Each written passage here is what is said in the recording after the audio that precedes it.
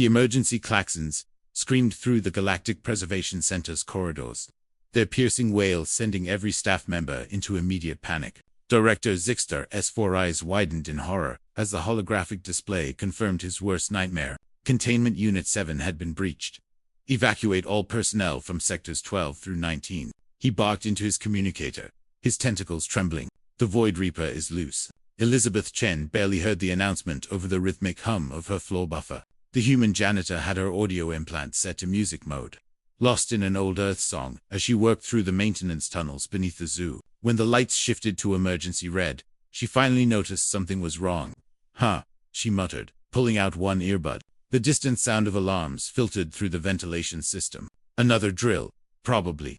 She'd been working at the Preservation Center for 6 months now, long enough to know that the facility ran emergency drills with annoying frequency. The Galactic Coalition took their exotic specimen collection very seriously, especially since they housed the most dangerous predators from across 17 star systems. Elizabeth pushed her cleaning cart down the dimly lit tunnel, whistling softly. She had another 3 hours of shift left, and these lower maintenance levels weren't going to clean themselves. The Coalition might have mastered faster than light travel, but they still needed someone to mop up the mess. A sound echoed from somewhere ahead, a low, rumbling growl that made the hair on her arms stand up. "Hello," Elizabeth called out, more curious than concerned. She'd grown up around animals back on Earth, helping her father run a wildlife rehabilitation center. Animals were animals, no matter what planet they came from. The growl came again, closer this time. Elizabeth rounded the corner and froze. Crouched in the middle of the tunnel was a creature that looked like someone had crossed a panther with a dragon and given it 6 legs. Its scales shimmered an iridescent black-purple, and its eyes glowed like molten gold. Spines ran along its back, and its tail, easily 3 meters long, was tipped with a blade-like appendage that could slice through reinforced steel. A Void Reaper. Elizabeth had seen them from a distance during her orientation. They were classified as extinction-level dangerous, native to the death world of Krix, and had never been successfully domesticated by any species in recorded history. This particular Void Reaper had several tranquilizer darts embedded in its shoulder, and blood seeped from a gash along its side where it had clearly forced its way through the containment barrier. "Oh," Elizabeth said softly. "Hey there, big guy." The creature's lips peeled back, revealing 3 rows of serrated teeth. It took a step forward, its massive claws scraping against the metal floor. Every instinct Elizabeth possessed told her to run, but she'd learned long ago that running from a predator was the worst thing you could do. Instead, she slowly knelt down, making herself smaller, less threatening. She kept her eyes averted. Direct eye contact could be seen as a challenge. "You're hurt," she murmured, keeping her voice low and calm. "And scared, aren't you? All those loud noises and people chasing you." The Void Reaper tilted its head, the aggressive posture wavering slightly. It took another step closer.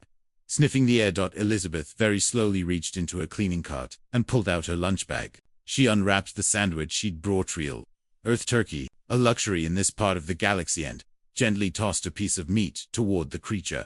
The Void Reaper snapped it up in one bite, then stared at her with what might have been confusion. "Yeah, I know, right.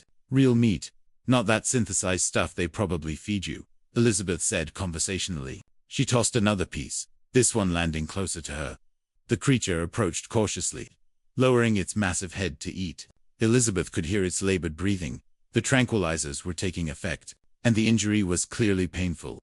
"Come here, sweetheart," she whispered, extending her hand slowly. What happened next would become the subject of numerous scientific studies and heated debates. The Void Reaper, the same species that had killed 14 handlers across various facilities, that had a documented hunting success rate of 97%. That was considered too dangerous for even military use. Floored its head and allowed the human to touch it. Elizabeth gently examined the wound, making soothing sounds as she worked. The creature's body heat was intense, like standing next to a furnace, but she didn't pull away. Using supplies from her cart, disinfectant, medical tape, and clean rags, she carefully cleaned and wrapped the injury. "There you go," she murmured. "Better." The Void Reaper made a sound that was almost a purr, a deep, rumbling vibration that seemed to come from its entire body. Then, to Elizabeth's surprise, it carefully maneuvered its massive form and settled down, resting its head in her lap.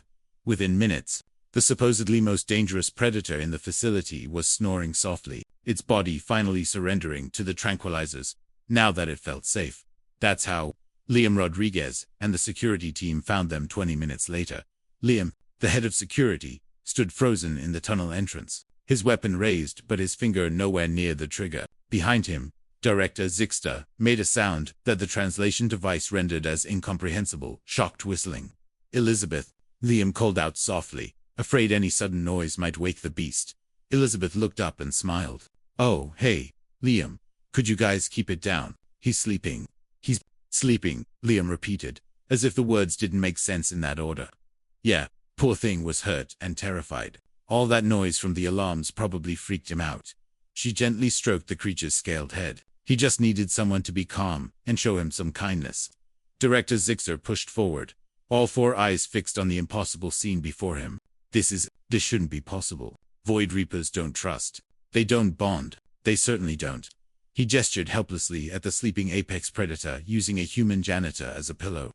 "Well, this one does," Elizabeth said matter-of-factly. "Though we should probably get him back to his enclosure before he wakes up, and maybe fix whatever caused him to escape in the first place. He's clearly smart enough to know when something's wrong."